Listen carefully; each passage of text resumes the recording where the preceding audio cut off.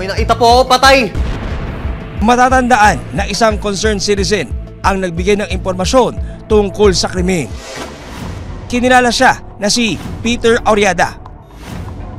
Pahayag pa ni Peter sa mga pulis na saksiyan niya mismo ang krimen.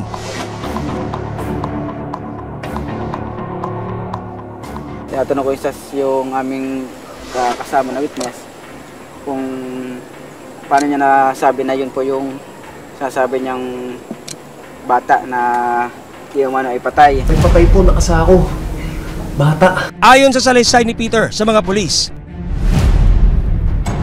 napadaan daw siya sa gubat para mangalakal. Miguel! Miguel!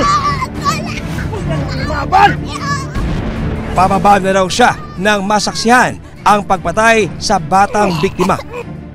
Ayon pa kay Peter, kitang-kita raw niya nang isilid sa sako ng suspect ang bata. Ano ba talaga nakita mo? Sa burol po. May patay po nakasako. Dahil dito, itinuring si Peter na pangunahing testigo sa krimen. Pero sa pag-usad ng investigasyon, may mga matutuklasan ang mga otoridad tungkol kay Peter. Sa patuloy na investigasyon ng mga otoridad, isang closed-circuit television o CCTV footage ang napasa kamay ng Atimonan Police.